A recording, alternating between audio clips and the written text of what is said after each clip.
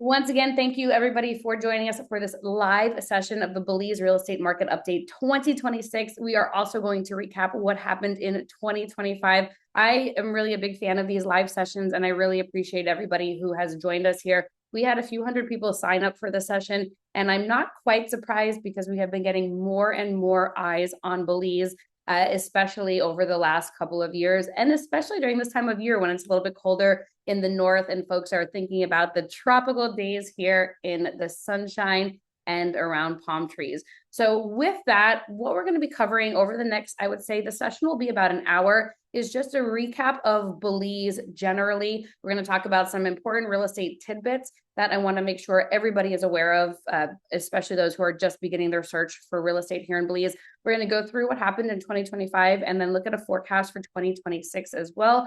And then we're going to do the live Q&A session. So just as a recap for anybody who is just joining us now, you're going to find that Q&A section of the control panel, and that's where it is. You'll be typing your questions in. Feel free to type your questions in as you're thinking about them as I'm talking. We are going to cover those all at the end of the session, so just be prepared for that. And if you're not able to stay for the entire session, don't worry. Like I've mentioned, we are recording and everybody will get a copy of this. So a little bit more about me. My name is Rachel Jensen. I'm the broker owner of Luna Realty Belize, and San Pedro Belize is home and has been since 2012. I'm originally from New York, came down here to Latin America as I had an internship with a real estate developer that was based all throughout the region. Originally, I was living in Nicaragua with the real estate company, with the real estate developer, traveling back and forth to the different properties. They had properties here in Belize, Costa Rica, Panama, El Salvador, Honduras, Argentina, all over the place. But after spending just a little bit of time here in Belize, I said, why am I living in Managua, Nicaragua, where I've been struggling with the language a little bit and integrating in, and not here on this beautiful island of Ambergris Caye? And for those of you who have been here, I see a handful of folks who are online who have also already bought property. You have probably realized that that feeling you get once you land in Belize, there may be a long customs and immigration line, but you can at least take a deep breath and breathe and say, that's it, I am home. And then if you further take that leg onto Ambergris Caye, there's that big sign from Tropic Air if you're coming in by air that says welcome home, and everyone is greeting you with welcome back, glad to see you here again. And the hospitality in this country is like no other. So I decided to call Ambergris Caye home. I worked with that real estate developer for 10 years and joined the real estate board in 2020. I'll talk about that in a second. And then after 10 years of working with the real estate company, I was their the real estate developer rather, I was their VP sales and marketing. I decided to leave the developer and start this real estate company, which is Luna Realty Belize. We have an incredible team that works beside me. And actually a lot of those folks who work beside me were working with me at the real estate development company. So we have a long history of all working together, and they truly are some of the best people I have found here in Belize, and just really incredible ambassadors for the country. Coming back for a second to the Real Estate Association, this is actually a question we get a lot is about real estate licensing here and how can people practice real estate? Is it similar to the States? So you don't need to be licensed to practice real estate in Belize. To have a real estate company, you need to go through the process of setting up a legitimate company, going through the financial intelligence unit clearance and a few other things. But on the real estate board, our goal is to actually standardize everything that we were just talking about, getting licensing, getting a real proper procedure in place for brokers, and all of those fun details. So there's actually two associations in Belize. We're in the process of merging them. It has been an incredibly long merger. I think we are so incredibly close, but having those two associations is going to be so important and integral for real estate moving forward here in the country. So that has been very fun. 2023, one of my really good friends who I've known for almost a decade here on the island, started a Belize lifestyle podcast called The Gringa and Local. I know some of you mentioned to me that you have listened to it. Thank you so much for your support. We've been so busy that we haven't been able to do a season 3 yet, but we are aiming to do that here in 2026. And then in 2023, we had our Belizean baby. So he's over 2 at this point. I know many of you who have followed me for some time, or I've known you for some time. It's been unbelievable to see how quickly those little ones grow. It's a real testament to how quickly time passes. But with that being said, my life is here in Belize. I'm a resident here of the country, have gone through the process of starting a business and doing all the fun things in between. And I'm happy to answer any sort of those questions as well, because that does go hand in hand with real estate. So with that being said, I'm going to have a quick survey and it should pop up on the screen here. Is have you been to Belize yet? Have you been to Belize before? And then this should pop up on your screen here. So if you have, yes, and I love it. 2 is no, not yet, but you have your plane ticket booked. And 3, not yet, but you'll visit as soon as you can. As soon as you can, maybe you don't have that plane ticket booked yet, but you are planning to at some point. I'll give you just a couple more seconds here. This is just great for us as we're understanding who's tuning in. And I'm going to close the poll in 5, 4, 3, 2, and 1, and the poll there. And I'll share the results with everyone here. So it looks like, more than half of our folks online have been to Belize. That's awesome. 6% of them have not yet come, but they booked their ticket. And then the last 40% has not yet visited, hasn't booked the plane ticket yet, but they're going to visit as soon as they can. So awesome. I'm glad to hear that more than half the folks have been to the country before. So you may know some of this information, but I bet there's still going to be some that is new to you. All right, let's continue on over here. Belize stats. So just to give you a little bit more information about the country, Belize is about the size of Massachusetts and population-wise about 400,000. Now, Belize borders Mexico on the northern part of the country and Guatemala on the western side. Because of our location within Central America, we are considered a Latin American or Central American country. However, we are still part of CARICOM, the Community of Caribbean Countries. So it's a really unique blend of cultures and ethnicities and traditions here in the country because you have that mix of both the Caribbean and the Latin charm and vibe, which I find to be very, very unique for this country here. And as a result of Belize being a former British colony, English is the official language. Now, with that being said, you're going to hear Spanish because of our location within the region, and you're also going to hear Caribbean Creole. And more often than not, you're going to hear a combination of all 3 of those languages in the same sentence. So that's not uncommon. I know there are some people who are trying to learn another language prior to moving or coming down. Of course, if you want to learn Spanish, you can do that. There's actually a Creole dictionary. I'll actually put that in the email after this goes out, but there's a PDF. And so you'll see very phonetically how things are spelt and how it's pronounced. So if you want to pick up some Creole before you come down too, although please trust me, that is absolutely not required. Belize over the years has really been known for the diving, fishing, snorkeling. Think about those Caribbean sort of activities because the largest living reef in the world, which is the 2nd largest barrier reef, parallels the country of Belize. Now, Ambergris Caye was really one of the first destinations that stood out in Belize since the 70s, where divers and fishermen and snorkelers started coming down because of how close the reef is to the island of Ambergris Caye. In fact, there's a spot on the island called Rocky Point where the reef actually hits the island and then goes back out. It's spectacular. It is just such an incredible thing to see. But then it rides along the coast here of Ambergris Caye. So for those who are loving diving and fishing and snorkeling and all those sort of water activities, they're gravitating towards the island of Ambergris because you can be in the reef in 5 minutes. Now, as you continue to go down the coast, you will find that reef gets further from the coastline of Belize. So from Placentia, for example, it could take you 1.5 to 2 hours to get to the reef from the coast. However, you do have plenty of little keys and islands scattered throughout that make for fantastic destinations, whether you're going to be taking a boat out or just simply going for a snorkel or a day on the water. But overall, you will find that while Belize has really started as a water destination, it is also very well known for its jungles, rivers, cave tubing, for example, Mayan ruins, the ATM caves, the Mayan ruins, Unantan and Chalamini are just incredibly spectacular sites here. So we call it the seas and trees, right? The surf and turf, where you have plenty to do on the island. But then if you're looking for a more of a jungly adventure, you can certainly have that as well. And something that I have continued to find after living here personally for about 14 years, and then also from our clients who end up living here or buying real estate here, is one of the driving factors to them owning real estate or continuing to come back are the people. And I will tell you this, the people are so incredibly warm and welcoming. And as long as you're somebody who's laid back, you're patient, you're not coming in trying to change things, I think that you will adapt very well to life here. Just remember, things happen slowly and things take a little bit of time, but I will talk about that a little bit more too. So let's talk about the realities of Belize. We understand why so many people love it here. They're continuing to come back. They want to live here, own real estate here. But these are really important and critical points for more or less foreigners who are coming into the country and trying to understand the ropes. So number one, Belize is a developing country. If you are coming from a developed country, the United States, Canada, Belize is not quite at that point infrastructure-wise. Infrastructure does need a little bit of work, a lot of work in many locations.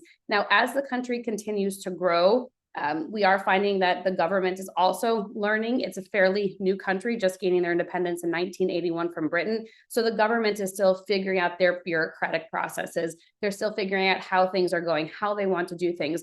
So things don't always happen quickly. And this is a big topic that comes out, like roads, electricity, water access. Everything is maturing. It takes time. There are many great intentions.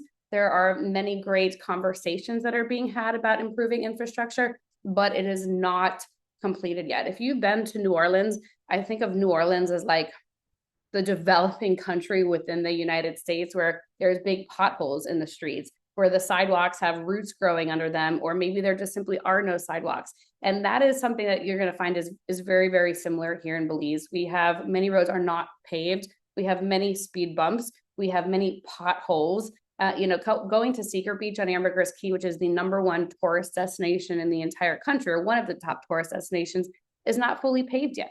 So these things take time. However, we do feel confident that the government will step up and continue to improve infrastructure. But right now, the reality is that it is still developing. Number two is that Belize is not cheap and costs are increasing. Now, this is true all across the world where costs are increasing. But here in Belize, you have to remember that it's a very small country. Like we said, the size of Massachusetts, and many items are imported here into the country, whether it's from Mexico or Guatemala or North America or China, wherever these items are coming from. And here in Belize, we have, for the longest time that I can remember, have always had this import tax. So whether you're importing a car, you're importing your sheen clothing, whatever it is, there's going to be a tax associated with it, a customs or a duties fee. Then there's going to be an environmental tax. Then there's going to be a GST tax. And if you're then taking that item from Belize City where it lands and taking it out further to the Keys, there's the additional transportation cost. So if you're coming down to Belize and expecting it to be cheap or inexpensive, it is inexpensive relative to other Caribbean countries. However, it may not necessarily be that cheap that you are envisioning. Especially when it comes to real estate, construction materials, items, refrigerators, appliances, electronics, a lot of that does tend to be more expensive. Where you find a lot of the cost savings, especially in construction, is going to be the labor cost, but generally just go in with that mindset. However, you will find that there are many other ways that you're saving compared to what your life could be in a developing country. But we can get into that. It's a whole different conversation topic. I could do a whole hour-long session about costs in this country, but just understand that as a reality. And then coming back to what I was mentioning before is things take time. Titling takes time. When you purchase real estate here, you are going to register, the closing company is going to register your purchase with the lands department. You get something called an LRS number or an LTU number. You can track that online to see where the titling process at for you to actually get that physical piece of title, physical piece of paper. Now, when you get that, you know that your property has been registered, you are the owner of it, you're taking possession of it. However, getting that physical piece of paper can take 12, 18 months. Now, as long as you're aware of that, in most cases, people are okay. However, if you're expecting it to be like the States or Canada, where, within 30 days, everything is already done, checked off, then you're going to have a very harsh reality because that is not how it works. In addition to that, selling property takes time. And this was interesting. We just had Brian, I don't know if you're on, he's been spending a month in Caulker, is from Boston, and was looking at properties here on the island. And he's like, oh, how long has this been on the market? We're like, oh, about a couple of months. It's barely new to the market. He's like, 2 months, what's wrong with it? And we're like, no, 2 months, that's not a lot of time on the market here. In fact, it typically can take properties 12, 18 months in order to sell. And he's like, no, really, like, what's wrong with the property? I'm like, no, the property is fantastic. It's a great price. We're getting a lot of showings. But the reality is people don't need real estate in Belize, right? In the States, when you're looking at properties in new towns or your current town or whatever it is, a lot of times you're moving from your primary home and you're purchasing another primary home. So it's a very fast process, it's much quicker than how it is here in Belize. In Belize, because it's not necessarily a necessity to have property in Belize, and because it tends to be a cash market, it tends to happen slower. Now, of course, if something's priced right, I mean, price to sell, really affordable. It's going to go very quickly. And we have seen properties like that that don't even make it to the market because they are priced to sell. You tell a couple of people about them and they're picking them up. But at the end of the day, you do tend to find that it is going to be on the market for a little bit longer. Amazon, for example, takes time. If you're used to the 2-day delivery, if you're paying for your Amazon Prime, you're used to your 2-day delivery here, like 2 to 4 weeks is about what you can expect Amazon to get here. You're going to send that Amazon package to a freight forwarding country in the US. Then this is further going to get sent down here to Belize City, and then it further gets sent out here to the island. So I will tell you, you will learn what you really need. You're going to appreciate what you have and really quickly find out what you thought you could live without, but maybe can't, and order that on Amazon or however it is that you want to order it. Let's talk about a couple of realities of foreign ownership. In Belize, we do not have that traditional bank financing that a lot of people are used to. So if you're used to North American financing 5, 10, 20% down, traditional 30-year term, I don't even know what interest rates are in the States now, 5, 6%, you are not going to find that here. And this is really, really important because people will come to us, they're like, all right, our budget's 130,000 or 150,000. And we're like, all right, so is that cash or financing? No, financing. I'm going to need financing. I have 20,000 to put down. No. That's not necessarily going to work very easily here because we do not have traditional bank financing. The banks here in Belize are not going to loan or do not easily loan to a foreigner. I will tell you that. And your bank in the States is not going to loan you money or in Canada, it's not going to loan you money here in Belize for your property because they have no jurisdiction here. So if you do need financing, be upfront with that about your agent because there are some opportunities that are offering more financing than others. However, it is not common. And that also goes back to what we were talking about, why properties tend to be on the market for a longer period of time, because it historically has been a cash market and primarily has been a cash market. And that's why we've also seen stability here in the marketplace, especially, during COVID. Like that was wild during COVID in North America and other parts of the world where people were refinancing and getting 1% interest, 2% interest. And we just never had that big, huge bubble here where prices skyrocketed. And now I know in the States and Canada, they're trying to figure it out and prices are going down. And Florida, we've seen a lot of Florida clients lately. I'll talk about that in a little bit. But again, understand this is really important when it comes to buying property here. In addition to that, foreigners receive title. We've had clients looking all throughout the world, and ultimately those who have decided to own in Belize have decided because they receive a title to it. As we talked about, it does take a little bit of time to receive that physical piece of paper, but you will receive proof of registration, and of course, you'll get possession of your property on closing day. So that's huge. You don't need to deal with any fideicomiso. You don't need to deal with any bank trust. You don't need to deal with having a local business partner. You are going to receive title to it as a foreigner. In addition to that, when it comes to rental properties, understanding what realistic numbers are for your return on investment is key. I tell people expect about 4 to 6% net. That's a net average on rental properties here on the island and generally throughout the country. Here on the island of Ambergris Caye, we tend to see these numbers are a lot more solid because this is the #1 tourism destination in the entire country for the entire country. But these numbers, of course, are going to vary depending on your property management company, how long the property has been rented out for. Typically, new properties take about 3 years to stabilize. So if you're buying into a brand new construction, then you're typically going to expect your numbers to increase over the first 3 years. Maybe the first year you're breaking even, second year you're making a little bit of money, and by third year you're stabilized. But these are just good rules of thumb as you're coming into the Belize market here. Now, these next 3 reasons have been 3 really, really common reasons and driving factors why people have been owning property in Belize, regardless of 2025, 2026, and all of that. And I'd say one of the biggest ones is English. English being the official language means familiarity. It means you can review the purchase agreements. You can talk to an attorney or a closing company and not have to worry about things getting lost in translation. You can also very, very easily communicate with the internet providers, for example, when you're trying to get a modem or trying to get your router installed, where if your primary language is not the language that's being used in the country that you're purchasing in, be prepared to be frustrated or be prepared to have a reliable translator who can help navigate you through that process. In addition to that, we have seen, because of the proximity to North America, because of the location of Belize being 2 hours from Houston, 2 hours from Miami, it does make it easier for people to get here and being on a similar time zone.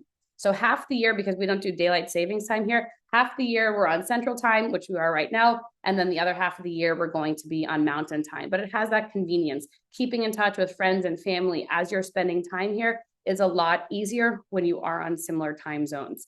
And then last but not least, the low taxes. This has been huge. I know for a lot of people who've been comparing Belize to Costa Rica or to Panama, income tax here is taxed at 1.75% of the gross, very low property taxes. So for example, for a 1 to 2 bedroom condo, you're typically looking at about 300 to 400 US a year. For a vacant piece of land, you can typically expect that, depends on the size, right? But average, let's say 50 by 100, you're typically expecting that to be between 100 to 200 US a year. It's incredible.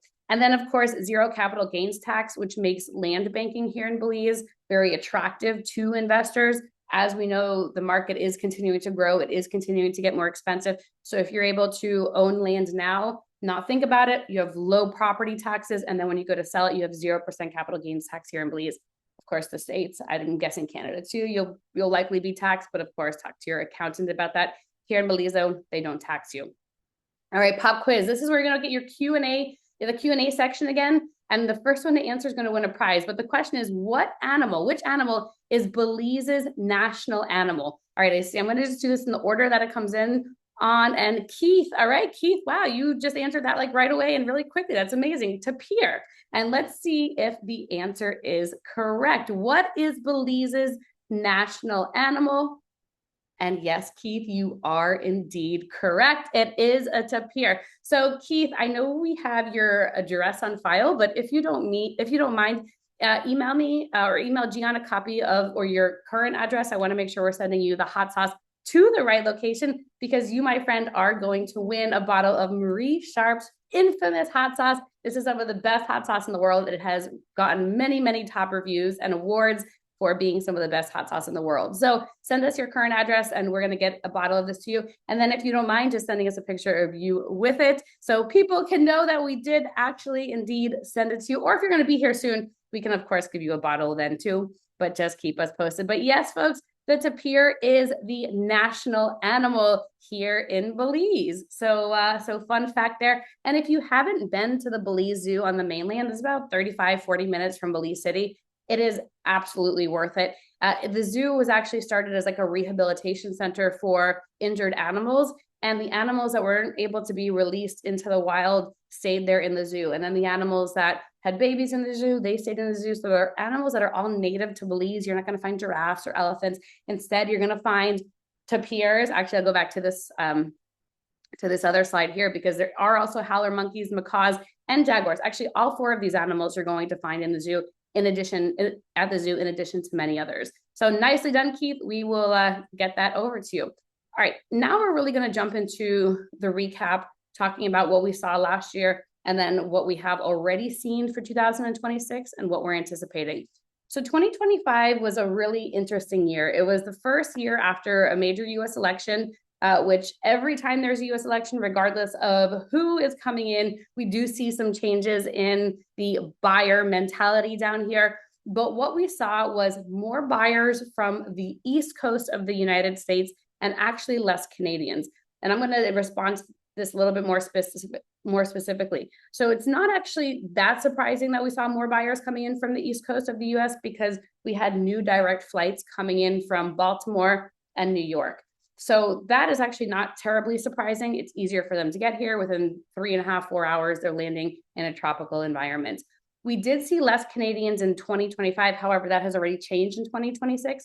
And a lot of that, at least from our Canadian clients, they did mention how in Canada, a lot of the loans are 5-year balloons. So in 2020, when financing rates were incredible, right? Everyone refinancing, getting the really low interest, they got that for 5 years, and at the end of the 5th year, they had a balloon and had to refinance. So that is a big change when it comes to finances. Now, we have already seen, though, that 2026 are bringing in more Canadians, but we did see a temporary slowdown of Canadians in 2025. In addition to that, we saw more people looking for Plan B purchases. So maybe they're not necessarily ready to move down, or maybe they're just so fed up with what's going on in their home country. Nobody wants to talk politics. And in fact, please don't bring your politics down here, because we don't pay attention to what's going on in North America. But I will tell you that we did see a lot of people buying land here, as we don't know if we're going to leave our home country, whether it's related to politics or not, but we do want to have something in Belize because we are seeing that prices are going up. So a lot of them were looking at land. A lot of the folks who are going with the Plan B purchases were looking for land 30, 40, 50, 60, $70,000 where they could build a house at some point.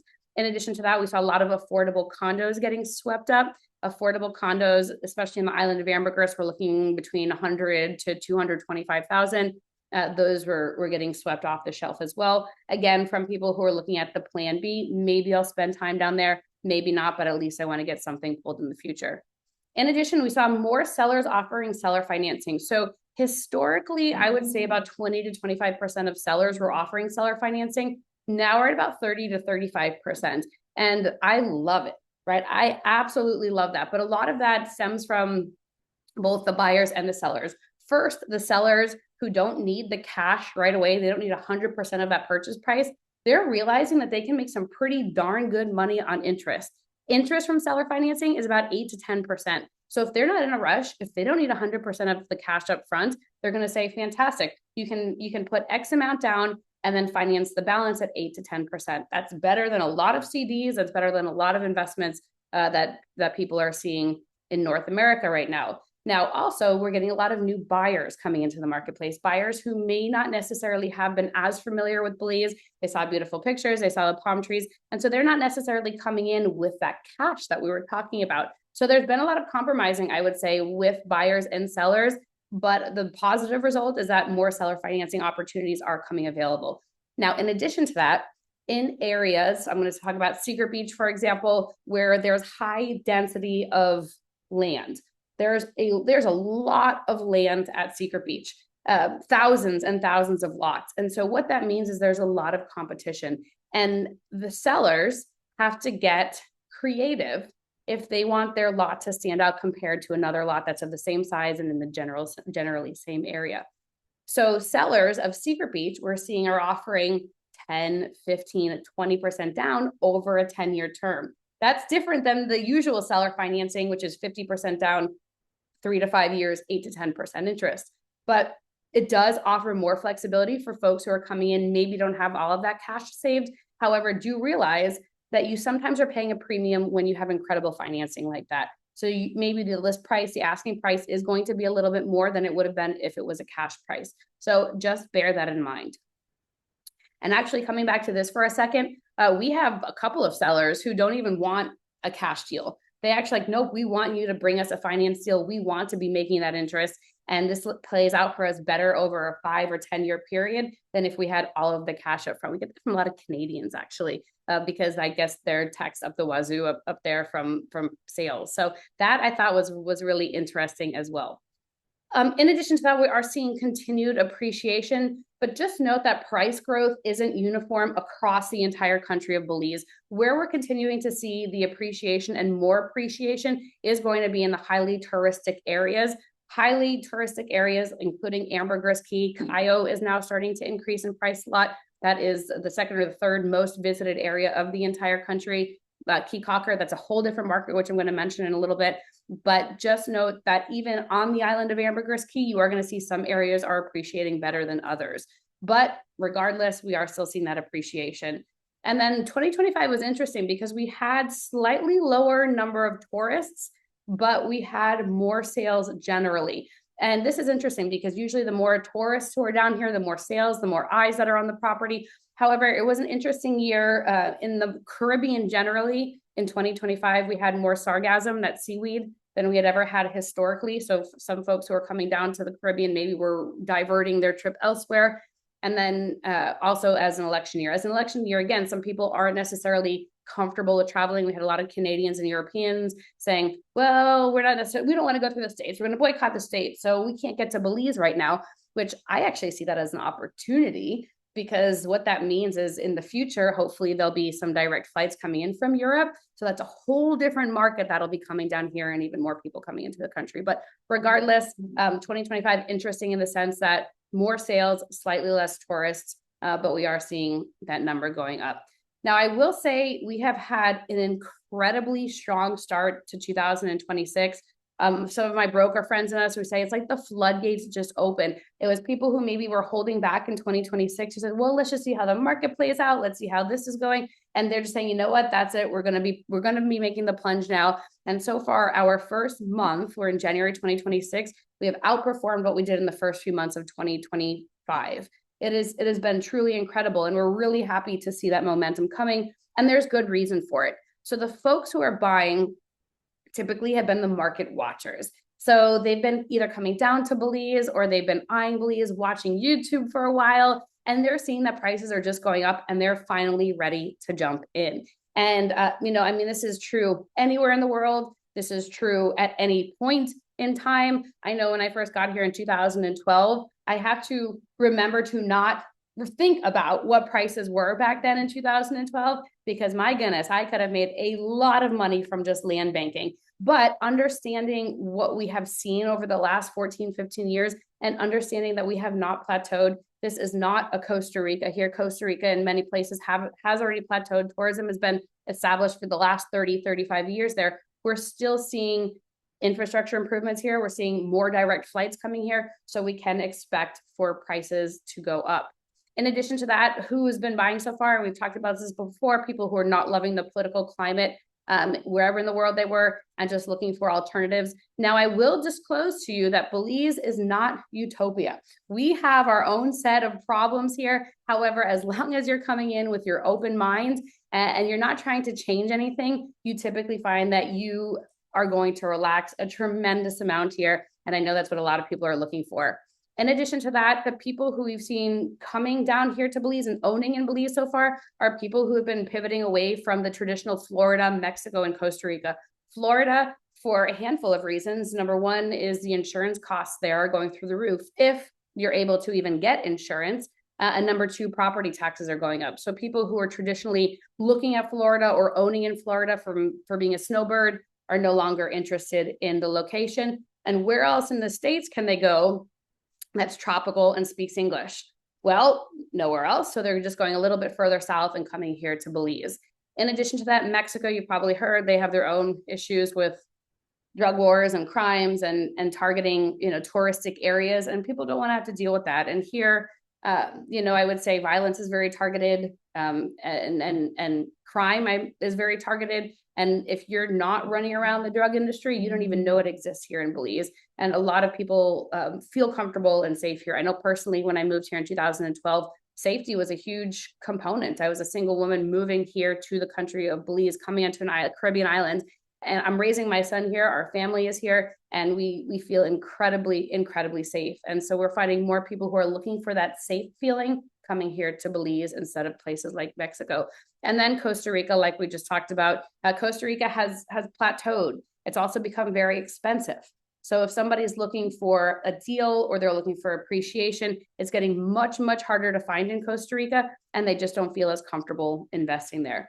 And last but not least, we have the traditional investors, people who see the potential, the growth in the marketplace, and they're ready to jump in. And then, of course, we have our usuals, the retirees, the digital nomads, the snowbirds, people who are looking to relocate here. We're seeing a lot more young families starting to come down here to Belize, which has been incredible to see. I think the generation too of folks that are having kids are not necessarily as bound to one specific location. They have the ability to work online, bring their family with them. They can homeschool them. They can put them in the local schools here. So there's a lot of movement from that regard. So what we're expecting in 2026 is for there to be more eyes on Belize. End of 2025, Montreal just opened a new direct flight between Montreal and Belize, and I am expecting for there to be some more directs introduced in 2026. In addition to that, an increase in real estate prices due to selective options. Now, while there is a lot of growth and while there are a lot of new projects and properties popping up here in Belize, it's still a very limited inventory. So if you're coming down and you have a healthy budget of $1 million cash that you can spend on a beachfront home, especially here in Ambergris Caye, there's like 3 or 4 options for you because prices are continuing to go up. So we're just continuing to see that there's just not much inventory for very specific parts of the market, resulting in higher prices. In addition to that, we are expecting infrastructure improvements in the key areas, especially more of the touristic areas, Santa Familia and the Cayo district. I know I'm throwing Cayo, it's like just coming in out of left field, but this is a really interesting place in the country that you should be watching. I'm going to talk a little bit more about it towards the end. And then also Ambergris Caye, with Ambergris Caye being the number one destination for tourists for the entire country. It was like about 65-70% of all tourist revenue for the entire country of Belize was produced from the little island of Ambergris Caye. So, but what that also means is while more and more tourists are coming here, this is where the money is being generated. And it's not uncommon for that money to get deployed to other parts of the country where they don't necessarily have that revenue coming in. So infrastructure happens, it happens slow, it happens when it happens. I've had people say, well, when is this bridge going to go in? And when's that airport going to go in? I've been hearing about airports for the last 14, 15 years. I have not seen anything get built in regards to these new airports. So I'll tell you, when it happens, but that can also determine where it is that you invest if you're being dependent on infrastructure. So when you look at the stats, this is from the Belize Tourism Board. Anybody can go to the Belize Tourism Board website. You go to the statistics section and you can review the numbers. Now, I pulled this today, and the numbers still were not complete for November and December. But what this chart shows is the estimated visitors coming to Belize in 2025, and then further broken down by location. So San Pedro, synonymous for the island of Ambergris Caye. San Pedro is the town, the primary town. Ambergris Caye is the entire island, as the number one center for tourism in the entire country. And you can see that. What I thought was really interesting was actually how low Placencia was at almost 39,000. But this is not completed. We don't have November and December numbers yet, but San Pedro, Ambergris Caye at about 129,000 visitors in 2025. When you further look at this, I'm not including Belize City in here because Belize City is really more of a central hub for business. So that's where you have some of the big conference rooms. That's where you have people spending the night if they're traveling. So I'm not quite including that because it's not really a touristic destination. But number 2, we have the Cayo district. That is the jungly breadbasket of the Caribbean district over on the mainland, where you have the jungles, the Mayan ruins, you have the caves and the rivers. And it's a spectacular part of the country. But really not far behind it was Caulker. And Caulker is the sister island to Ambergris Caye. It's small, where San Pedro population is like 35,000. Caulker is about 3,000 people. So it's small. It's charming. It's sandy streets. People say it's what Ambergris Caye was 25 years ago. Limited number of golf carts there. And many people think that because Caulker is so far behind, we'll say San Pedro, that real estate prices must be really inexpensive there too. Wrong. Because it is so small, there is such a limited number of properties on the market. Giselle de la Fuente is one of our good friends. She's a broker of Premier Realty there on Caulker. And I was just with her on Saturday, and she was showing me around some of the properties there. We have a couple of joint listings that we're working on together. And she was telling me that when you don't include like new construction condos or anything, there are only 57 resales on the market in Caulker right now.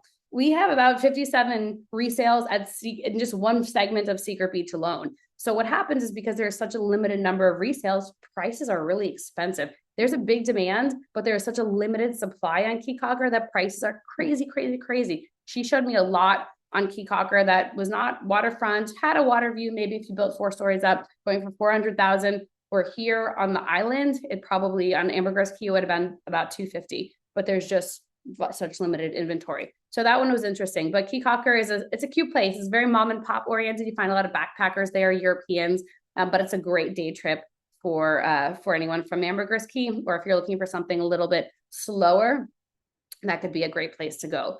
So when we look at the visitors to Ambergris Caye 2022 to 2025, again, you can pull all of this information from the BTB, the Belize Tourism Board website, but I just broke it down into a chart to see a little bit easier. And this is only January to October of each year because I wanted to make it consistent with the numbers that we had for 2025 so far. You can see that we had that little decline there from 2024 to 2025. Again, I think a lot of that was people redirecting travels from the Caribbean, or just trying to, or maybe not traveling as much because of some political changes, whatever that was. I am expecting this number to go back up, but but you can see what a jump it was from 2023 to 2024. And when you look at pre-COVID numbers, you will see that they are higher as well, more in the 2024, 2025 range. So it's been interesting to see. But as I mentioned, in 2025, we had more sales than ever before. And I think a lot of that is people realizing that prices are going up and we want to jump in. And Ambergris is continuing to remain the #1 spot for tourism. I know there's been a lot of conversations and people like the infrastructure needs to improve. And it sounds like there's some exciting things happening for 2026, as I'm going to share with you in just a couple of minutes. But this is really the reason here on the screen are really the reasons that Ambergris became as popular as it has. Again, we have the reef that parallels the island and even hits it at Ambergris Caye at one point. So we are so incredibly close to the reef. So we have a lot of boating, water activities, diving and snorkeling, the fishing, whether it's catch and release for tarpon or bonefish or permit, or you're going deep sea fishing right over the reef. But at the end of the day, the big reason that we see people end up purchasing is the one right here in the center. It's the welcoming community. There's a strong expat community here. There's a strong community of locals, expats, tourists, everybody coexisting, going to the same restaurants, going to the same establishments. And I find that in many places around the world, you don't necessarily have that cohesiveness, right? It's the tourists are going over there, the locals are going over here, and the foreigners are going over here. And it's not like that here. Where you go, you're going to be seeing many different types of people, which I think is just such a beautiful part of the country. And then, of course, that laid back atmosphere, guys. Like I told you, things take time, things are slower, so you just expect that. So let's just look at a couple of average numbers. This is all specifically for Ambergris Caye. If you're not necessarily interested in Ambergris, just reach out to us and we can give you a little bit more of a one-on-one about the general areas.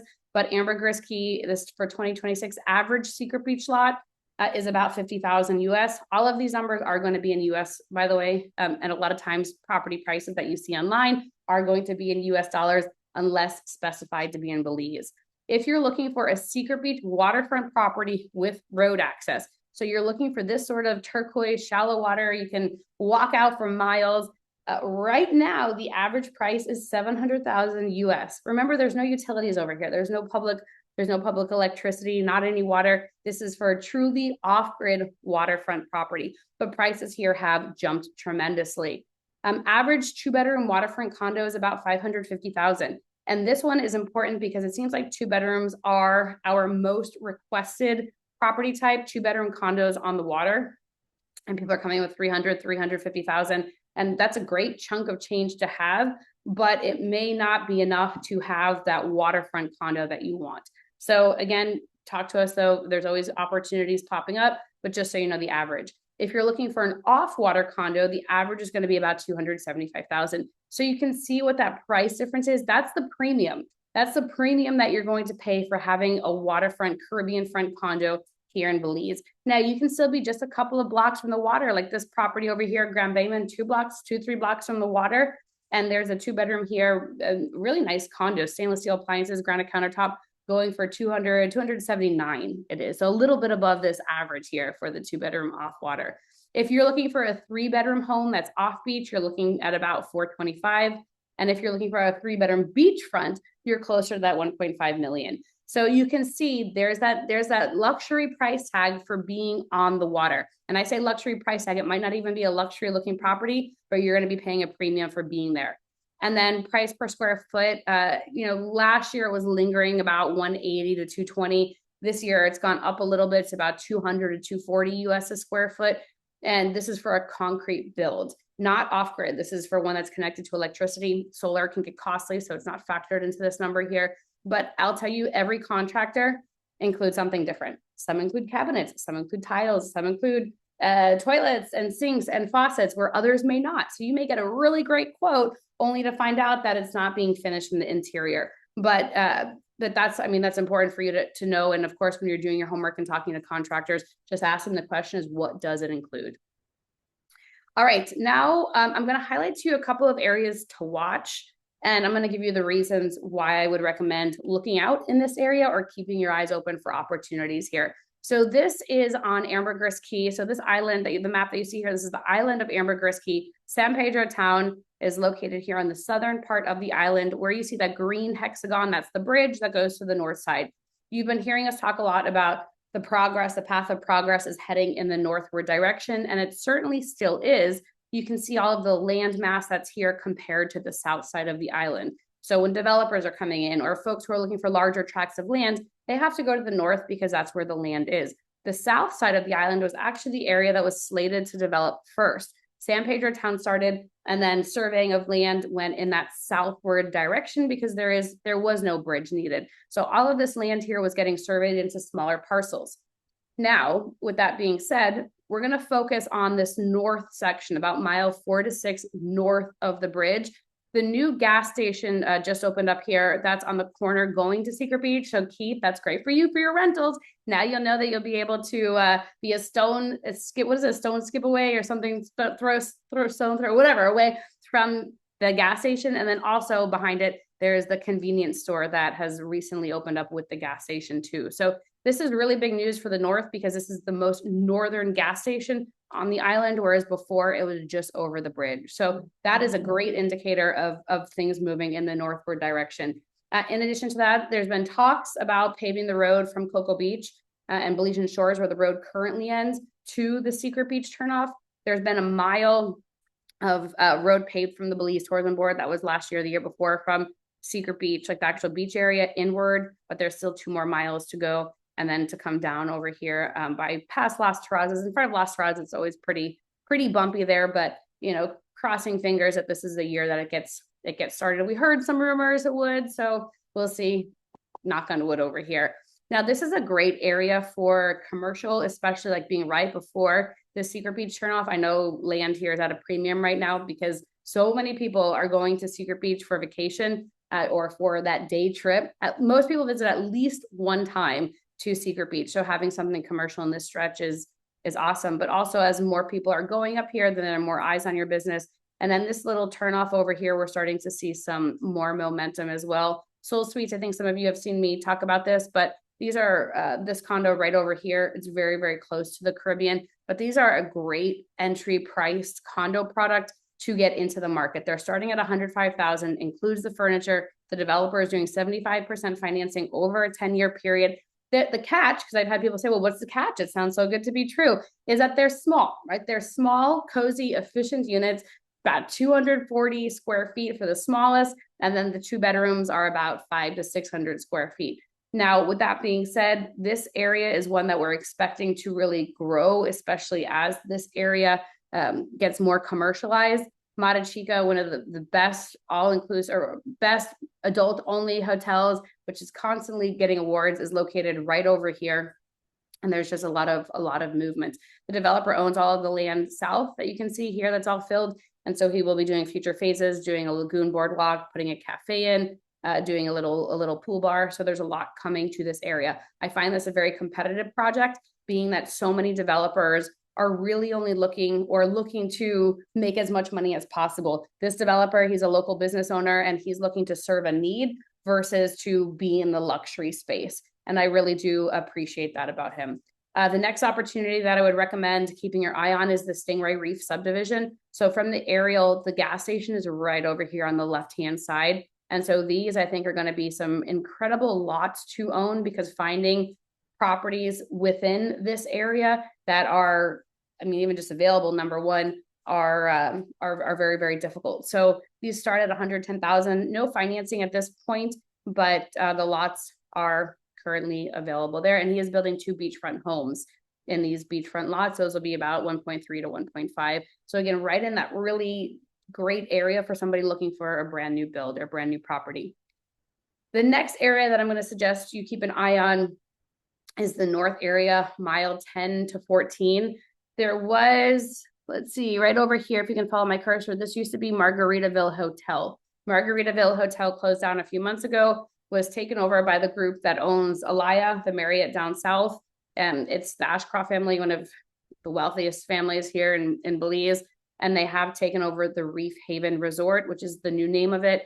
And so I'm expecting a lot of big things to be happening up in this area. I think they're going to do a fantastic job, being that they have very successful hotels here in the country already, understand the hospitality business, and have the resources to deploy to making it successful. Unfortunately, I think when Jimmy Buffett passed away, a lot of the Margaritavilles started to close down, but we are at least seeing a very competent and capable operations company that has taken over that property. And this is a spectacular area going up a little bit north to Tranquility Bay, some of the most beautiful beaches there at Tranquility Bay. But this stretch here, so this is really interesting. So follow my cursor. This area over here is like that Newtown, Heredia subdivision, Platinum Point area. If you're looking at the mile 10 to 14 stretch, this is where I think that next grouping of properties is if you're looking for appreciation. There have been infrastructure chats here. Again, I take all of these chats with a grain of salt because I've seen and heard a lot of, or I've heard a lot of things and not always see the results of it. However, there is conversation about a port to be on the north side, the northwest side of the island, right over in this area, and then pavement from the quarry. The quarry is like this area right over here that would go up to the port to allow for easier infrastructure. Now, with that, additional roads would come. Again, when, I don't necessarily know, but it is something to at least look out for. And then at some point, they were talking about the other airport up here. That's where Basel Jones is. That would be in this stretch over here. Again, I don't know, but that's the general areas of where these conversation topics have been.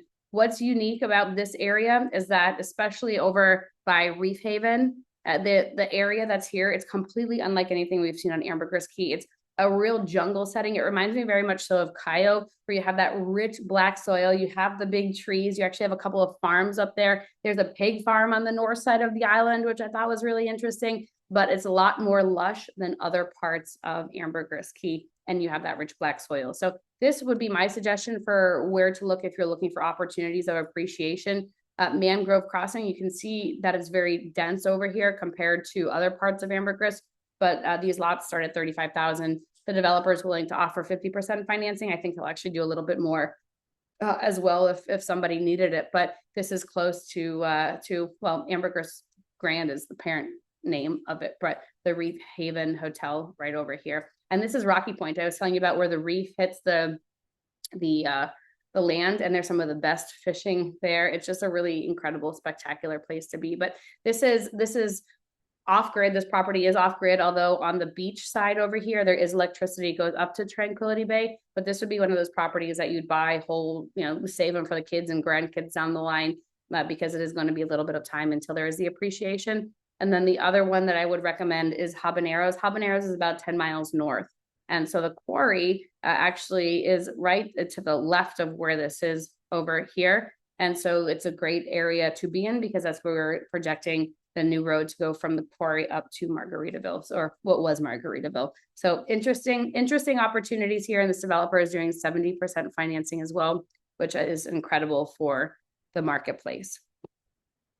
This was an example of, we were talking about Newtown and the Heredia subdivision. So Heredia subdivision is really quite interesting. It started as land that was given by the government to locals. Locals are entitled to land here, which I think is a fantastic initiative. You have to apply for it. Once you get approved, you have to put the money down to get it titled into your name, and then from there you are the owner of it. So this area really started being offered to locals more like earlier than 2019. But what we really started to see was the infrastructure go in 2019, even a little bit before that. But you can see there was a quarry over here and then a couple of roads. Then you fast forward 2 more years, you see more roads going in, you see a couple of scattered houses. And then this is from 2024, I think it was November 2024 was the last Google Earth images.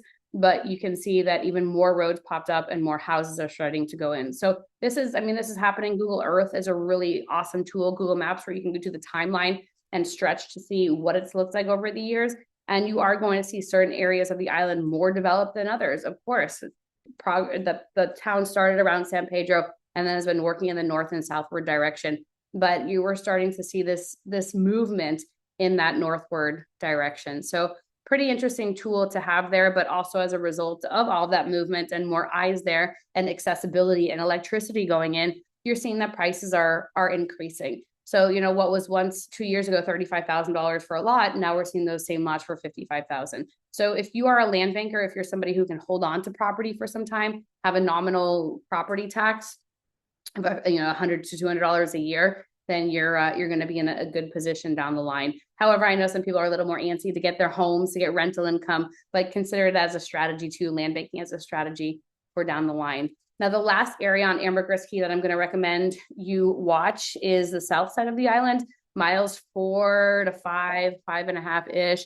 And the big reason for this, I used to say that the South was the redheaded stepchild of the island. It was just kind of forgotten about because a lot of people started going in that northward direction. Big money was going into the north. So we started to see roads going up north and the second lane to the bridge. And there started to be more homes and infrastructure, everything going on the north side, where the South was just kind of left. Now, electricity has always, not always, but has been running to the south for a very long time because that was the trajectory of where the original San Pedro town was going to be flowing. So there is actually electricity all the way down to the end. But the big kicker is that all the way at the tip of the island, there's a hotel that was abandoned for about 10 years called La Foerign. And it was under construction at one point, and then they lost their funder and it just went belly up. Last year in 2025, a pretty prominent investment group from Belize has picked that property back up, and they are very influential, such that the town board has announced they're going to be paving from town, where the road pavement stops around Mahogany Bay, south to the southern part of the island. La Foerign is the last hotel on the southern part of the island. It goes all the way to the tip. So pavement is supposed to be starting this month. They've already started to prep it.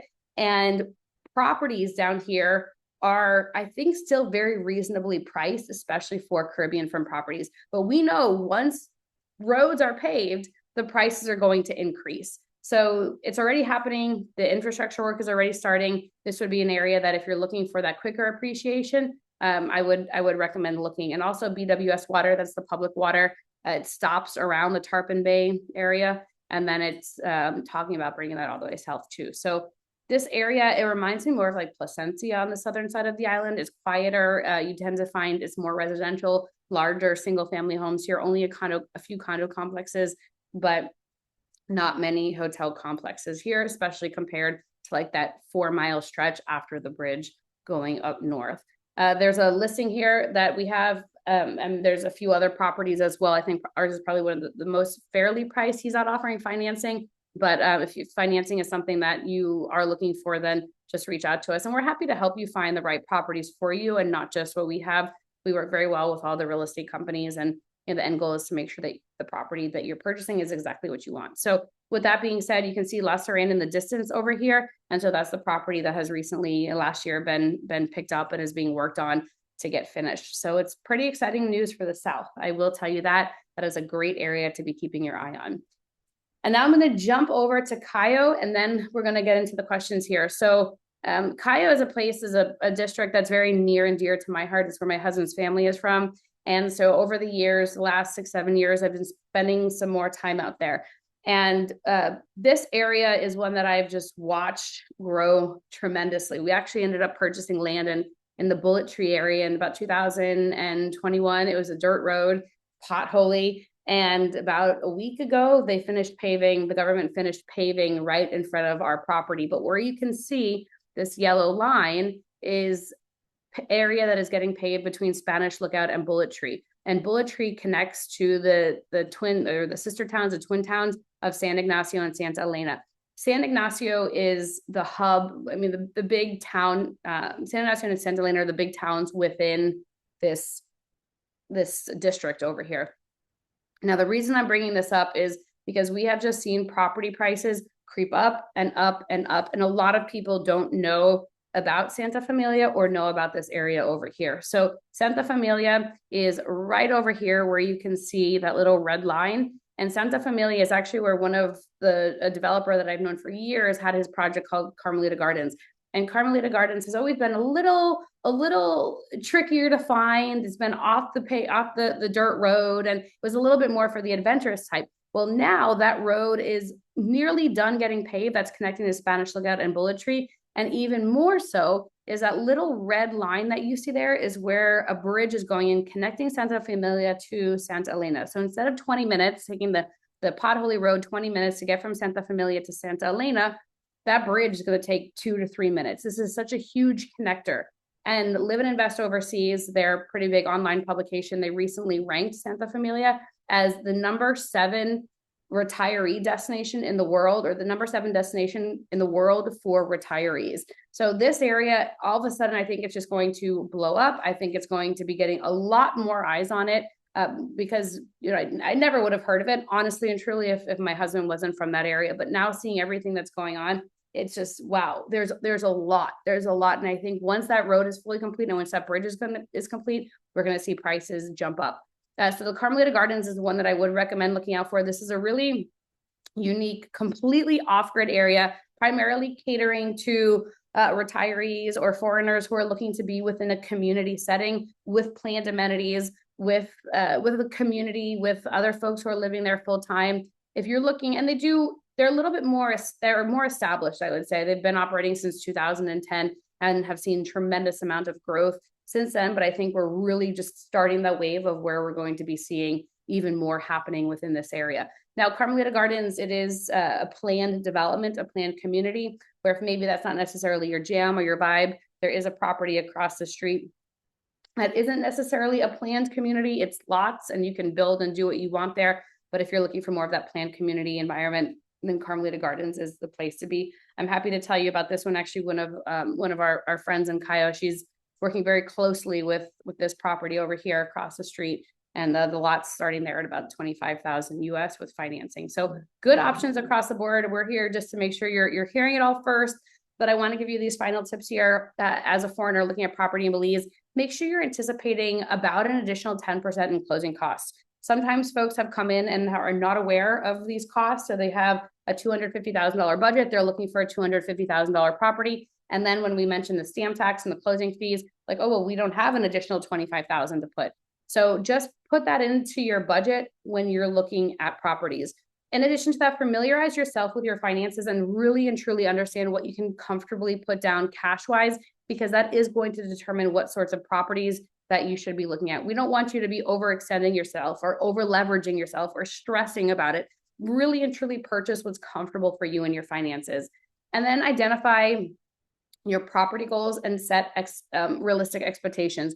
If you're somebody who's planning to snowbird here in Belize, but you're also planning to rent out your property when you're not here, maybe your property will be covering itself and expenses with the rentals that are coming in. But high season here is like US Thanksgiving. So end of what is that, November through about March or April. That's when a bulk of your income is coming in. We have peak season, think the holidays, Easter, New Year's, Christmas. That is peak season. That's when your average daily rate is the highest. And if you're planning to be here for that, well, you're going to be very surprised when you see your net numbers are not maybe what were shown to you from when the renter or the owner previously was not visiting it during that peak season. So, ideally you'd have it cover your expenses, but understand that November to about March or April is going to be high season, and that's where a bulk of your rental income is coming in.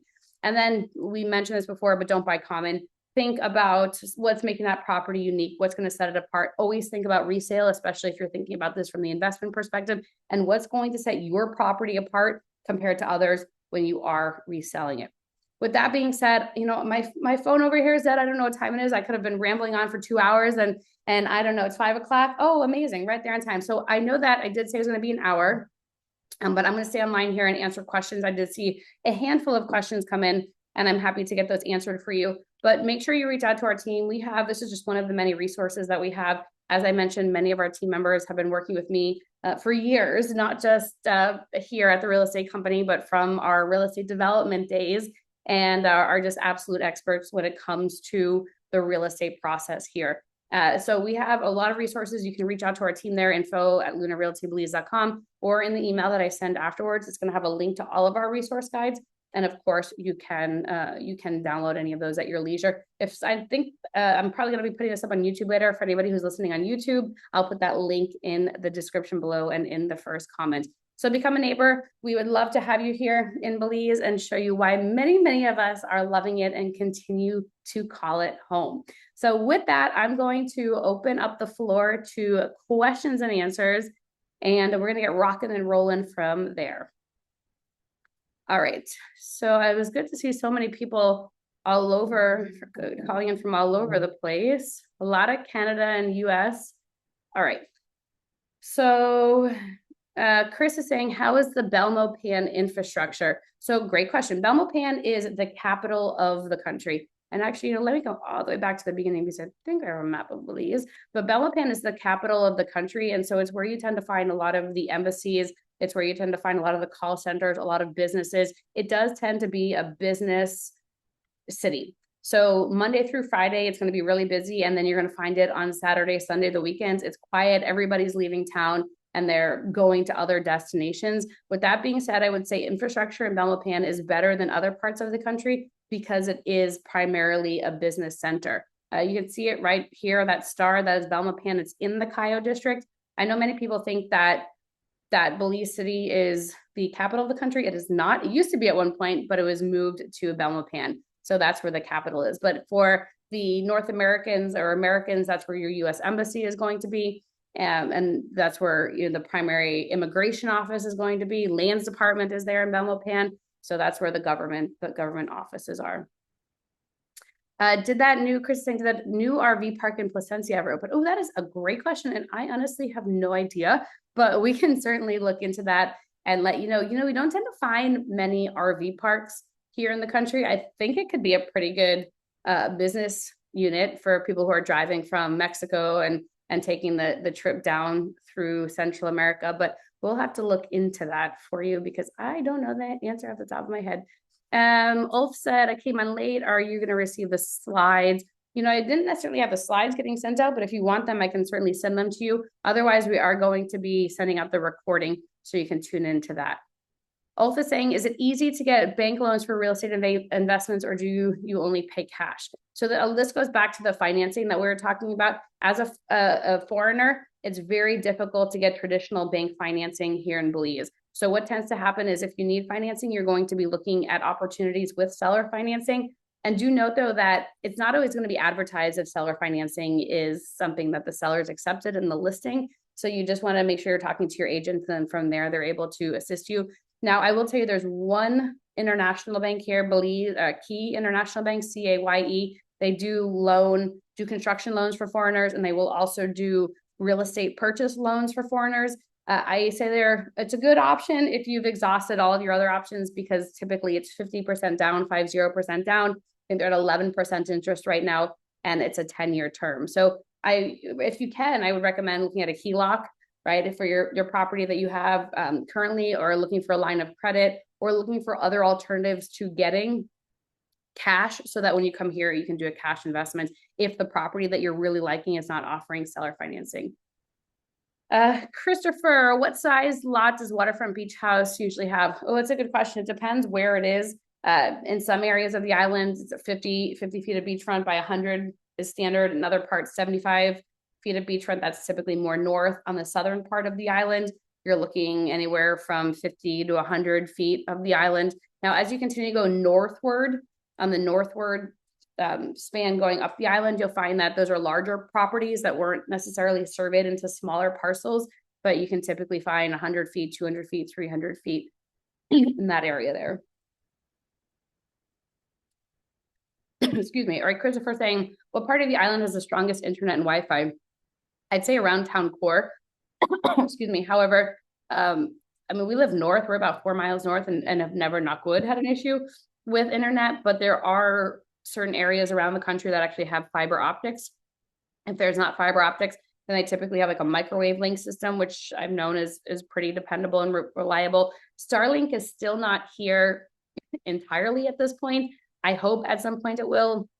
Excuse me. When it was brought in, or proposed to be brought in, they said that it'll be allowed to be used in areas that are not currently served by internet providers. But that's even been wishy-washy. Some people have gotten addresses in Mexico that they've been able to use, but at some point they do notice and we'll cut that off. All right, new build recommendations in San Pedro destinations with rental management and support opportunities. Great question. So and it depends, I think, ultimately what you're looking for. There's a handful of new builds that are coming up. Soul Suites, for example, I think that's a great property that's entry into the market. That developer also already has an existing beachfront hotel. So it's just extending the arm for the rental management, Grand Caribe and Sunset Caribe. has been a very solid opportunity as well. They've been operating rental management for about 18 years with their Grand Caribe property, and started with Sunset Caribe in 2020, 2021. But Nina, what I would recommend is just reaching out to us with what you're looking for, a budget, all of those sort of details, how often you want to come and visit, because some locations do also have owner usage restrictions, like Alaya, for example. That's a branded Marriott property, and they do have, I think it's 6 weeks of owner usage per year. Other than that, it does need to stay in the rental program. Any insight into Hopkins Village real estate opportunities? Oh, I love Hopkins. It's a very charming, small fishing town, Garifuna influence. It is quieter for sure than Placencia, quieter by far than San Pedro, but feel free to reach out to us about what you're looking for there. Because it is such a small area, you don't necessarily have a handful of condo options. There's 1 or 2 properties there that operate as condos, but other than that, it does tend to be more land or single family homes. How does the lack of real estate regulations and laws impact us as expat investors? Great question. So I always recommend to close with a closing company or attorney. And if someone is trying to get you to close outside a closing company or closing attorney, then I would run for the hills. And the role of a closing company or attorney is typically to ensure that you as the buyer are protected. So they'll do a title check. They'll make sure that the person who is selling the property to you, so whoever is on that purchase agreement, is the one who is on the title. Now, we don't have a public registry in Belize, so it is important that you are using a closing company to get this information for you, but they're going to be able to dig into the lands department files, get a list of all of the owners of that property to ensure that it lines up. In addition to that, typically part of the closing process is to make sure you're getting an inspection. Now, you want to make sure that your real estate agent tells you about this. You want to make sure that you're aware that it is something that is possible. Here on the island, I'd say we really hadn't had inspections until the last 8, 9, 10 years ago. And we only have 2 inspectors here. One actually lives and comes in from Belize City, and the other is here on Ambergris Caye. So it's not always easy to get them, but there are certainly ways to ensure that what you're doing is protected. That closing company will also ensure that if you're in a condo community, that the bylaws are registered and all of those fun details. How many properties are furnished versus not furnished? Oh, very good question. Most of them come furnished. And I'll say most because typically when people are selling their property here in Belize, they're going elsewhere and not necessarily staying in Belize. So they're not trying to take all of their furniture with them. But I'd say 99.9% of the time it's coming furnished. If you're buying a brand new construction or a new build, they probably have some sort of furniture package, which is going to be additional. But I would say anticipate for it to be furnished unless in the listing link it says it is coming unfurnished or without certain parts of the furniture. For properties that are not furnished or do not include interior build out, how difficult is it to get furnishings and to find local companies or labor to complete the interior build outs? Ooh, great question. We have incredible woodworkers here in the country. So if you find pictures of furniture that you like that's made out of wood, you can typically just give them a picture and they'll build it for you and then deliver it to where you want it to be. On the mainland in Belize City, there's like a home goods equivalent store called Mirab, M-I-R-A-B. And there you can find a lot of the interior furnishings. And there's also the upstairs of Mirab is called Ashley's Furniture. You probably have heard of it, but they sell a lot of Ashley furniture there too. Depending on the style that you're looking for, if it's not necessarily something that's easy to find here, typically we will import it. I know Mayfair, Amazon, it does come into the country, and you will pay the importation fees and the transportation fees, but typically it is cheaper than trying to buy that exact product here because then there's no middleman that's doing the markup. So there's also interior designers that can do all of this for you. If you just give them your Pinterest board or your inspiration board and say, this is what I'm looking for, then they can deal with all of that so that you don't necessarily have to. Nina saying, are 10-year loan terms available with seller financing? And in some cases, yes, you will tend to find that more so in Secret Beach because Secret Beach is a lot more competitive when it comes to resales, but you can typically find it there in Secret Beach in some areas too, but it's not standard. I say typically when it comes to seller financing, you're looking at about 50% down, 50% down, 3 to 5 year terms, and then 8 to 10% interest. Jay is saying, with the longer resale timeline, do you ever make an offer to rent or lease the property for a year with a right to purchase it at the end of the term? We don't typically see that all that often because the sellers want to ensure that they're able to get anybody in to look at it. Now you can rent a property if the owner wants that. And then, if at any point you want to put an offer in, of course you can do that. But typically we don't really see the rent to own here as commonly because they want to make sure that they're able to get as many people in to see it as possible. Oh, this is a good question. Don't mean to be a party pooper, but can we please address the elephant in the room? And that is the significant rise in violent crime in Belize. According to the news and most locals I spoke to, Belize at the worst has ever been. And then where do you see this going? Which areas are safe? Any useful context? Okay, that's a really, really important question. And especially if you're coming from an area that is safe in your home country, and then you hear this about Belize, it is going to raise a flag. Now, I will say a lot of the crime is targeted. A lot of the crime revolves around the drug industry here. There are an incredible amount of families and children and people who live here full time who have never encountered this sort of violence because they're not involved in that. Now, when you start to get to some more dangerous areas of the country, and like any country, they're going to have good areas and bad areas. Belize City, for example, the South Side is known to be where a majority of the violence is happening. And quite frankly, there's no reason for you to be going to the South Side unless you're getting involved in the drug industry. So now with that being said, most of it is targeted. Every now and again, there is that outlier that happens. But I would say just generally, like, trust your gut. If something feels wrong, then move from that situation. But the country generally is built on tourism. Belize does not produce a tremendous amount here. We have a strong produce industry. There's incredible bananas and rice and sugarcane factories and all of that, but it doesn't produce much.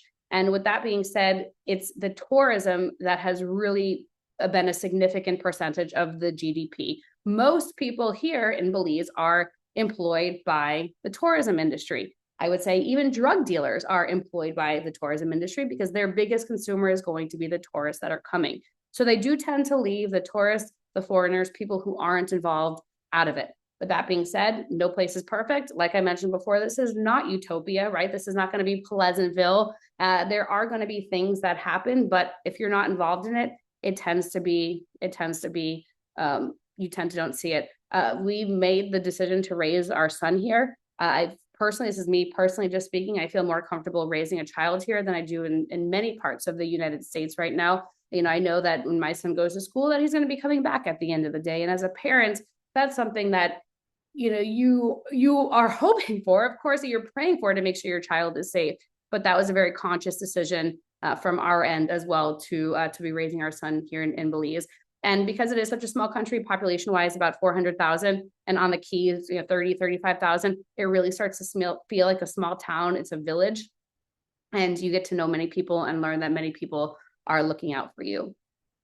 Okay, Mary, I'm going to answer that question offline. That's about a very, very specific property that, I have some opinions about, but I don't want to sway people one way or another. Miles says, what are the visa residency requirements and costs?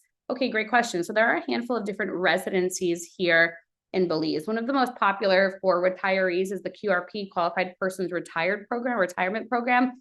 And that typically requires that you have 24,000 US in a local bank account. And you're able to show that 24,000 is coming out to about $2,000 a month of passive income that you're earning, and that you're spending a minimum of 30 days out of the year here in the country. That program goes through the Belize Tourism Board. It costs a few $1,000s. The other residency program, which is the more, I'd say, popular one for people who are trying to really integrate in and be able to work here in the country and eventually get citizenship, is the permanent residency program. And with the permanent residency program, you have to be in country for 50 out of 52 weeks for that year. After you meet that requirement, you'll have to get a medical test done. You'll have to get a background report. You can submit that to immigration. Typically takes about 8 months, 10 months to get approved or not. But as long as you meet the requirements, not good. I haven't heard of anyone getting denied, but it does take a little bit of time, and that also costs a few $1,000s. So there are some other residency programs depending on if you want to set up businesses and be an investor here in the country. But otherwise, I'd say those are the most common two. Oh man, Gary. All right, let's see. We've been waiting for our title for 2 years. Our title company says if we pay extra money, then we have the title expedited. Is this a thing?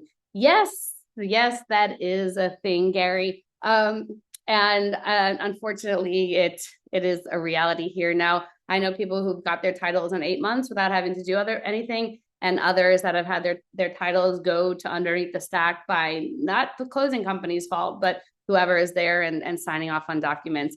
So, if it's something that you're comfortable with, then pay it. If not, then you'll just wait a little bit longer. And truly, if you're not in a rush, then you can let it linger at the bottom of that pile for a little bit longer. But you are protected. Your purchase is protected because you do have that LRS number, which is the registration number that the property is indeed yours. It can't be resold or anything along those lines because you are the lawful owner. But it just depends on how desperate you are or how ready you are, we'll say, to get that. All right, Maria, great. Oh, Maria, it's so nice to see your name pop up here. What do you predict for the west side of Ambergris Caye across the lagoon, south of Secret Beach? Will a road be paved south of Secret Beach? All right, I'm going to come back. You know what, if you guys give me just a quick second here, I'm actually going to open up one of my bigger maps. Okay, and we'll be able to hone in on this a little bit more about the different areas. Okay, so this is with Google Earth. All of the yellow lines that you're going to see are all of the surveyed parcels on Ambergris Caye. So San Pedro town, you can see it's right over here. This is Secret Beach. You can see the high density over here that we're talking about, which is why it's a little bit more competitive when it comes to pricing and financing. And there actually is, I think you're still at Tess, but there actually is a road that goes to Aruna right now. The fellow who really started Secret Beach, that developer, he also owns this land here south of Secret Beach. I know that they do have some plans for this area. They've actually started to put some canals in. And from what I understand, it's going to be a little bit more commercial, retail, and doing some more development here. Now, that's all going to be taking some time, but there is actually a road here. I know that some of the owners south of Aruna, so if we come in, so this is Aruna, south of Aruna, have talked about putting in a path to be able to get to this stretch. I know this is where Brahma Blue is, Grand Belize, some of the other projects. And during dry season, it's possible to, you can kind of see here, it's possible to drive through and come on this little stretch and get down here. But during rainy season, you can see it's pretty low lying. So I wouldn't necessarily go during slow season. All right, I see we're at the 25 minutes after the hour. About 5 more minutes if that works for you guys. And then what we can do, if I haven't answered your questions, is feel free to email me, info@lunarealtybelize.com, and our team will definitely get those answered to you or for you. All right. Jay is saying, with condos that have a management team handling your property, how realistic are the rate of returns that they show you? Are they making up their numbers? In Mexico, it's hard to trust. So I would say anticipate about 4 to 6% net after your expenses have been paid. I've seen many pie in the sky numbers. I've seen many numbers that have not been able to be fulfilled. But do remember, if you're buying a property that is pre-construction, it does take about 3 years for that property to stabilize when it comes to return on investment. First year, you're typically breaking even. Second year, maybe making a little bit of money. And then by the third year, it's fairly established and should be within that 4 to 6%. But a lot of this also depends on the property management company and the property management team. In Belize, there's a law for condos. Condos are under the strata law, strata title, strata law. And the strata law indicates that there's one property management for the entire strata complex. So when it comes to nightly rentals, that falls under that one property manager. Long-term rentals, you can actually do outside of the property manager in most cases, but nightly it's going to fall under that rental manager. So you want to make sure it's a strong rental management company. Experience makes a difference. I know a lot of folks have preferred to buy something that's already completed and has history. So you are a little bit more realistic of what to expend or expect. I can tell you, I've seen a lot of P&L statements, and 4 to 6% is about right when it comes to the numbers at the end of the day. Gary saying, I see Platinum Point. Is it phase 4? Are all amenities built? I'm going to come up here a little bit. Sorry, I know I'm moving fast. I don't want to get anyone nauseous from the movements, but okay. So we're coming up here to the Newtown Heredia subdivision. So this is the area that I showed you before with all the movement. We've seen a lot of progress here. There's been a lot of roads that are put in, new homes that are going, dozens and dozens of homes now as we start to go in, but electricity is here. Platinum Point is right here. So this developer, she bought 10 acres, subdivided it. They've allocated 1 acre right over here as green space, not to be touched.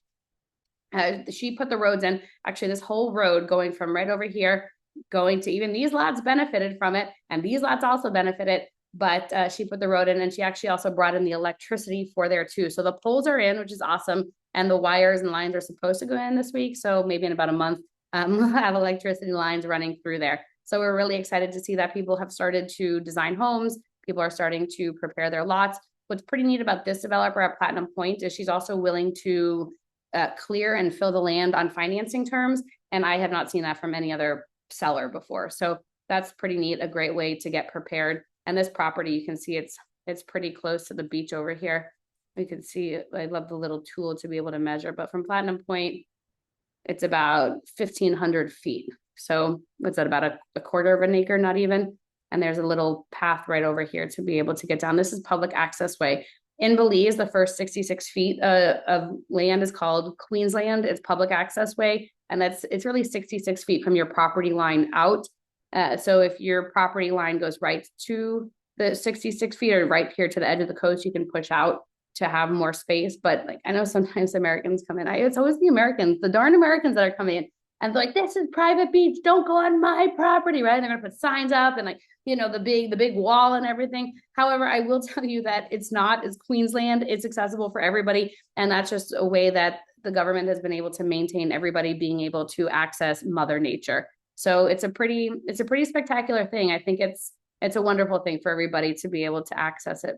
But the other thing that's pretty neat too is on the west side of Platinum Point, and this is that Newtown Heredia subdivision area, is the Ambergris Caye Lagoon, of Kyle Francis Lagoon right over here, which actually the waters remind me of Secret Beach before anyone even stepped foot in it. They're pristine, they're beautiful. There's a little pathway over here. You'll see families come over on the weekends and set up a barbecue and enjoy the water over here. So this is like the real Secret Beach, I would say. The real Secret Beach, and Secret Beach is no longer a secret anymore. All right, folks, I know we have talked here for a long time, and I hope that everybody learned information, and there's always more and more to discover. Things are changing on a regular basis here on the island of Ambergris Caye and just generally around Belize. If you would like additional information about Belize, if you'd like to talk to our team, make sure you reach out to us. I'm gonna just put our email address here. info@lunarealtybelize.com is the best way to get in touch with us. That does come directly to me and our office admin, so we make sure a message is never missed. And we would love to hear from you and learn a little bit more about what your goals are and how we can help you accomplish those. So reach out to us, info@lunarealtybelize. We'd love to hear from you. And I love meeting you in person too. We have met so many wonderful people who've tuned in over the years, stopped by the office, and to be able to meet you face to face is a real blessing too. So make sure you're letting us know when you're in town. And folks, we look forward to seeing you in paradise, and have a fantastic evening. Thank you.